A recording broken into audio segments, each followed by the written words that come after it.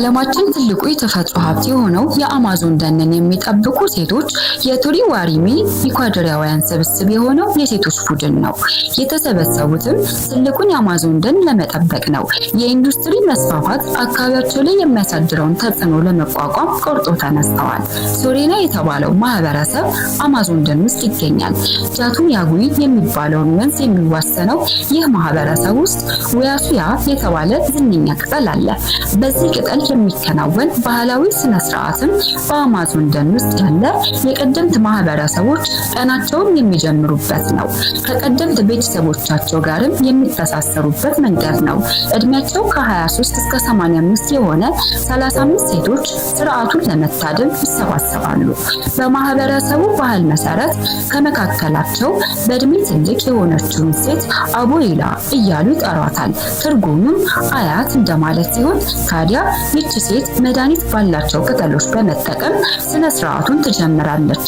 ወጣቶቹ ደግሞ ባህላዊ ዳንስ ይደንሳሉ። አቦይል በመባል የምትጠራው ሴት ጥንካሬ ስትል፣ ሌሎች ሴቶች ደግሞ ጠባቂ እያሉ በዜማ ይቀበሏታል። በነገራችን ላይ የቡድናቸው ስም ሲተረጎም ጠንካሮቹ ሴቶች እንደማለት ነው። የአማዞን ደንን ለመጠበቅ ያሰማሩት 154 ጠባቂዎችን ነው። ይህንንም ተከትሎ በአካባቢው ያለው ብክለት ለመቆጣጠር እንደቻሉ ይናገራሉ።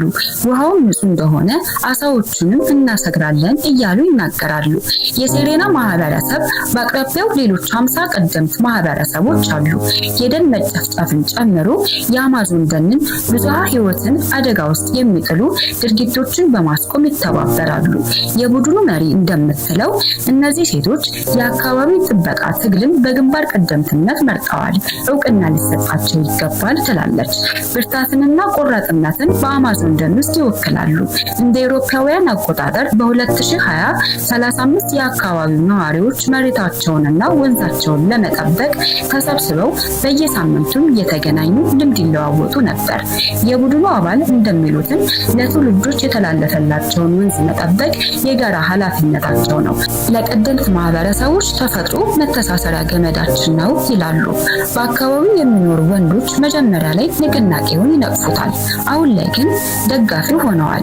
9 የደቡብ አሜሪካ ሀገራትን የሚያካልለው አማዞን አደጋ ውስጥ ይገኛል። 2.5 ሚሊዮን ስኩዌር ማይል የሚሸፍነውን ደን ለመጠበቅ በቂ የቀደምት ማህበረሰብ ሴቶች ንቅናቄ እያደረጉ ኢኳዶር ውስጥ የሚገኘው የአማዞን ክፍል በኢንዱስትሪ መስፋፋት ምክንያት አደጋ ላይ ወድቋል።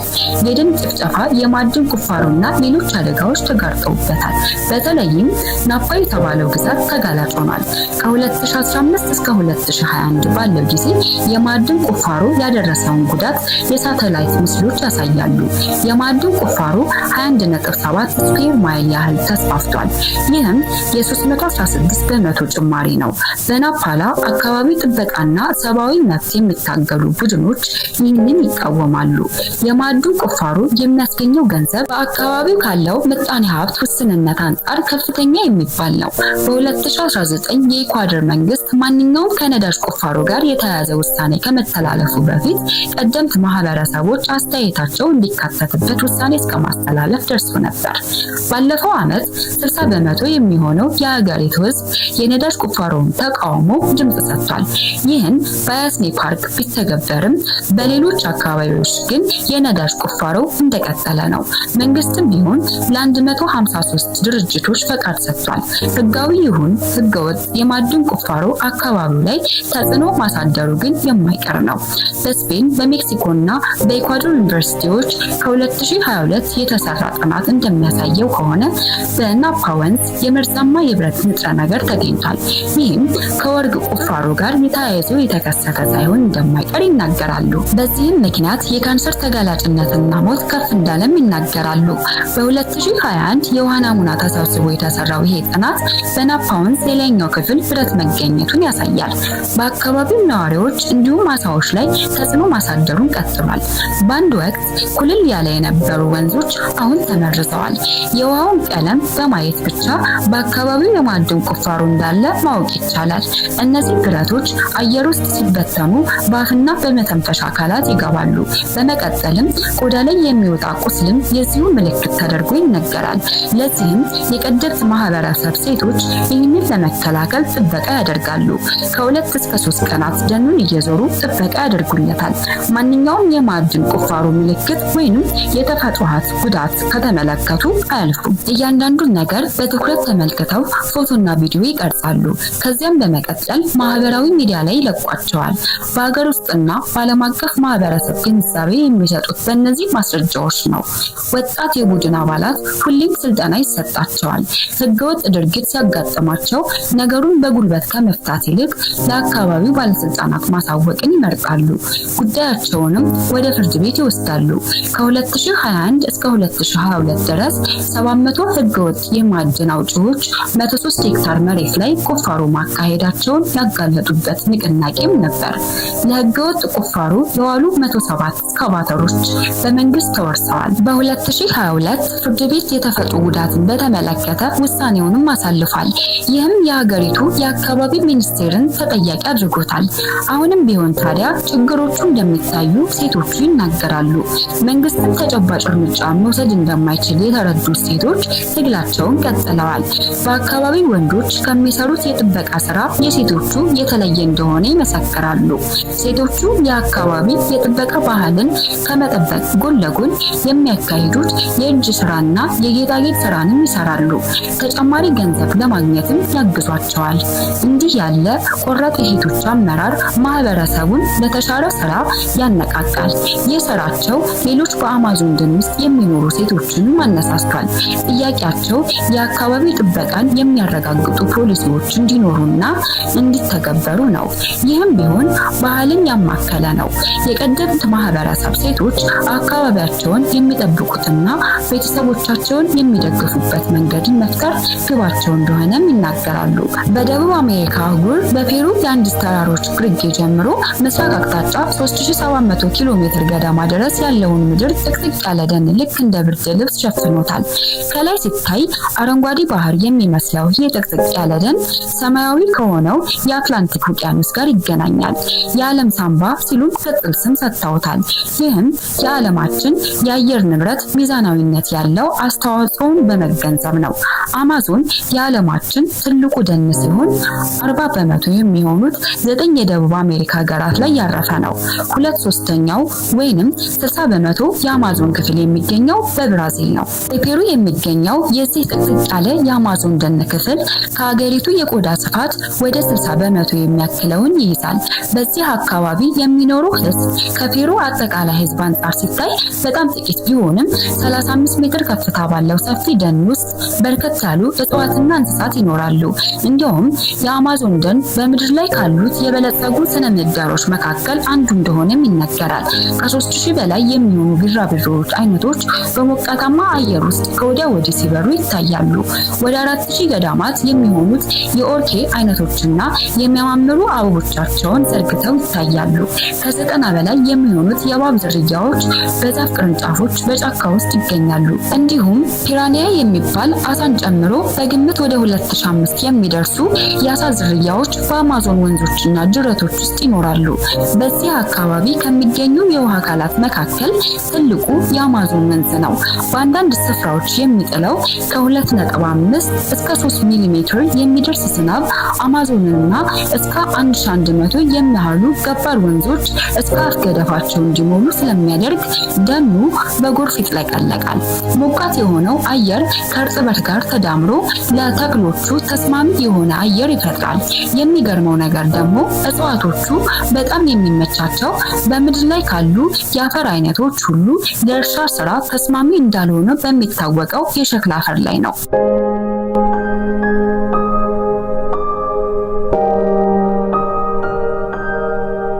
አርኪኦሎጂስቶች እንደሚሉት ከብዙ መቶ ዓመታት በፊት በአማዞን ወንዝ ሚሊዮን የሚቆጠሩ ሰዎች ይኖሩበት እንደነበር ይናገራሉ። በአሁን ጊዜ ከ40 የሚበልጡ ጎሳዎች ውስጥ የታቀፉ በግምት 300,000 የሚሆኑ ሰዎች በፔሩ የአማዞን ክልል ውስጥ ይኖራሉ። በተጨማሪም ከነዚህ ውስጥ 14 የሚያህሉ ጎሳዎች ሙሉ በሙሉ ራሳቸውን ከዓለም አግልለው የሚኖሩ ናቸው። እነዚህ ሰዎች ከሰለጠነው ማህበረሰብ ጋር ለትንሽ ጊዜ ከኖሩ በኋላ ምንም አይነት ግንኙነት ላለማድረግ ሲሉ ከሰው ተሸሽተው ወደ ጫካው ዘልቀው ገብተዋል። እነዚህ በጫካ ውስጥ የሚኖሩ ጎሳዎች ከዚህ አካባቢ የመጡት ከክርስቶስ ከመወለድ በፊት ከብዙ ሺህ ዓመታት በፊት ሰዎች በሰሜን አቅጣጫ ለመጀመሪያ ጊዜ እዚህ አካባቢ እንደፈለሱ ታሪክና ተመራማሪዎች ይናገራሉ። ኬሻሮች የመጡት ከካሪቢያንስ፣ አሪባኮች የመጡት ደግሞ ከቬንዙዌላ ነበር። ሌሎች ጎሳዎች ከአማዞን በስተምስራቅ በምትገኘው ከብራዚል በስተደቡብ ከፓራጓይ እንደመጡ ይታመናል። አብዛኞቹ ጎሳዎች ተደጋግለው መኖር ከጀመሩ በኋላ በተወሰኑ አካባቢዎች ውስጥ ተዘዋውረው እያደኑ እየተሰበሰቡ የሚኖሩ ናቸው። በተጨማሪም አሲድ የበዛበት አፈር የሚስማማቸውን እንደ ካዛቫ፣ ሚጥሚጣ፣ ሙዝና በቆሎ ያሉት ጥቂት ፍራፍሬና አትክልቶችን ያለሙ ነበር። የስፔን ታሪክ ጸሐፊ እንደገለጹት ከነዚህ ሰዎች መካከል አንዳንዶቹ በሚገባ ተደራጅተው ብሎም ቀለብ የሚያከማቹበት ዘዴ ፈጥረው ይኖሩ የነበረ ከመሆኑም ሌላ የዱር እንስሳትን የሚያረቡበት ዘዴ ነበራቸው። በዛሬው ጊዜ በርካታ የሀገሬው ተወላጆች በባህላቸው መሰረት መኖራቸውን ቀጥሏል። ለምሳሌ ያህል ቤቶቻቸውን የሚሰሩት ሲወርድ ሲዋረድ በመጣው ዘዴ አማካኝነት ሲሆን ከጫካ ውስጥ አጣናዎችን ቆርጠው ግድግዳውንና ጣሪያውን ካዋቀሩ በኋላ ጣሪያውን በዘንባባ ቅጠሎች ወይንም በሌሎች የሳር አይነቶች ይከርኑታል። እነዚህ ቤቶች ከመሬት ከፍ ብሎ የተሰራ ርብራብ ላይ ስለቆሙ በየዓመቱ በሚከሰተው ጎርፍ የማይጥለቀለቁ ከመሆናቸው ተጨማሪ ብዙ ጊዜ አደገኛ እንስሳት አያጠቋቸውም። የተለያዩ ጎሳዎች ብዙ የተለያዩ አይነት አለባበሶችና አጋጋጌጥ አላቸው። እልም ባለ ጫካ ውስጥ የሚኖሩ ወንዶችና ሴቶች የሚለብሱት ወይንም የሚያገለድሟቸው ልብሶች አጫጭር ጉርድ ቀሚሶችን ሲሆን ልጆቻቸው ግን ምንም ልብስ አይለብሱም። ከውጭው ዓለም ጋር ይበልጥ ግንኙነት ያላቸው ጎሳዎች ደግሞ የምዕራባውያን አለባበስ ይከተላሉ። አንዳንዶቹ የአገሬው ተወላጆች አፍንጫቸውንና ጆሮአቸውን ተበስተው ቀለበት፣ የእንጨት ወይንም የአጥንት ወይንም ሌላ ጌጦችን ያደርጋሉ። እንደ ማዩና ያሉ ሌሎች ጎሳዎች ደግሞ ጉንጫቸውን ይበሳሉ። ከውጭው ዓለም ጋር ይበልጥ ግንኙነት ያላቸው ጎሳዎች ደግሞ የምዕራባውያንን አለባበስ ይከተላሉ። አንዳንዶቹ የአገሬው ተወላጆች አፍንጫቸውንና ጆሮአቸውን ተበስተው ከእንጨት ወይንም ከአጥንት የተሰሩ ቀለበቶችን ያደርጋሉ። እንደ ማዩና ያሉ ሌሎች ጎሳዎች ደግሞ ጉንጫቸውን ይበሳሉ። አንዳንድ የተኮና የኢሻሮ ተወላጆች ደግሞ ጥርሳቸውን ይሞረዳሉ። በተለያዩ ጎሳዎች ያሉ ብዙ ሰዎች የሰውነታቸውን ፀጉር ተላጭተው ቆዳቸውን ይነቀሳሉ።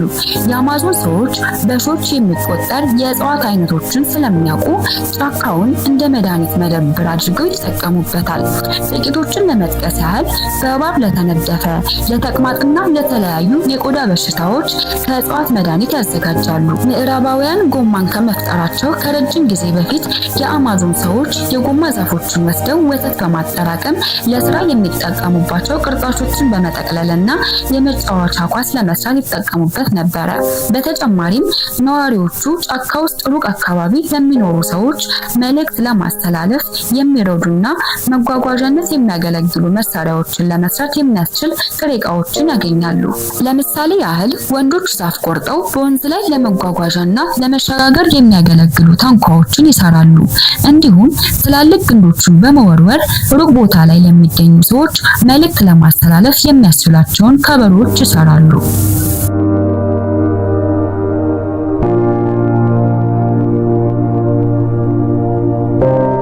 የአማዞን ነዋሪዎች ጫካው በሌሊት በሚንከራተቱ ነፍሶች ህመም የሚያስከትሉ መንፈሶች ወንዝ ላይ አድብተው ውሃዎቻቸውን በሚለክፉ አማልክቶች የተሞላ እንደሆነ ያምናሉ። ለአብነትም ያህል በፔሩ ከሚገኙ ትላልቅ ጎሳዎች መካከል አንዱ የሆነው አንጓሩናን እንመልከት። እነዚህ ጎሳዎች አባት ተዋጊ፣ አባት ውሃ፣ እናት ምድርና አባት ፀሐይ የሚባሉ አማልክቶች አላቸው። ሰዎች ከሞቱ በኋላ ወደ እጽዋትነትና እንስሳትነት ይቀየራሉ ብለው ያምናሉ። የሀገሬው ሰው መንፈሳዊ ፍጡራንና ለማስቆጣት ሲሉ አንዳንድ እንስሳትን ከመመገብና ከመግደል የሚቆጠቡ ከመሆኑ በላይ ሌሎች እንስሳትን የሚያድኑት አስፈላጊ በሚሆንበት ጊዜ ብቻ ነው። ከጥንት ጀምሮ ከትውልድ ትውልድ እየተላለፈ የመጣው ሃይማኖታዊና ማህበራዊ ህይወትን የሚመሩት አዋቂዎች እንደሆኑ ተደርጎ የሚታመኑት ቃልቻዎች ናቸው። እነዚህ ቃልቻዎች ለመመርቀን ሲሉ የሚያቃዡ እጽዋቶችን ይጠቀማሉ። አንዳንድ የመንደሩ ነዋሪዎች ከህመማቸው ለማገገም የአደንና የእርሻ ስራቸውን ምን ውጤት እንደሚኖረው ለመረዳት እንዲሁም ስለ ወደፊት ህይወታቸው ለማወቅ ወደ ቃልቻዎች ዘንድ ይሄዳሉ። የአማዞን ህዝቦች የሚኖሩበት ጫካ በፍጥነት እየተመናመነ ነው። ጫካውን አቋርጠው የሚያልፉ አዳዲስ መንገዶችም ተሰርተዋል። በእርሻና በኮካ ምርት መስፋፋት ምክንያት ደኑ ከጊዜ ወደ ጊዜ እየተመናመነ ነው። በህገወጥ የደን ምንጠራ ሳቢያም በየቀኑ 1200 የእግር ኳስ ሜዳዎችን የሚያክል ስፋት ያለው ደን እየወደመ ይገኛል። ማዕድን የሚያወጡ ህጋዊ ተቋማትና ህገወጥ በሆኑ ኮኬን ምርቶች ምክንያት ወደ አማዞን ወንዝ የሚገቡ ገባር ወንዞች እየተበከሉ በመሆኑ የውሃ አካላት አደጋ ተደቅኖባቸዋል። በፔሩ የማሩ ብሔራዊ ፓርክ የጎብኚዎች መዳረሻ ነው። ይህ ፓርክ ከማንኛውም አጥፊ የሰው ልጅ ጉዳት ተርፏል። በአገሬው ተወላጅ ብቻ ይተዳደራል። በውጤቱ የ17162 ስኩዌር ኪሎ ሜትር ተጠብቋል። 1000 የተለያዩ አጥቢ እንስሳትና የአዕዋፋት ዝርያዎች ከመጥፋት ይታደጋል። ሌላው ወደ ጥቁር ደን የሚደረገው የእግር ጉዞ ሲሆን በዚህ የአማዞን ደን ውስጥ ወደ ጫካው እምብርት ገብተው የተለያዩ አካባቢዎችን ይጎበኛሉ። ከ450 እስከ $5000 ሊያስከፍሉትም ይችላል። ብራዚል የአማዞን ወንዝ የመዝናኛ መርከብ ሽርሽር ሌላው ጎብኚዎችን ቀልብ የሚስበው የቱካኖ ሞተር ጀልባ ያልታወቁ የአማዞን ገባር ወንዞችን ለማሰስ ጥሩ መንገድ ነው። ከዚህ በተጨማሪም ብዙ ሎጆችና መዝናኛ ማዕከሎችንም አቅፎ የያዘ ነው።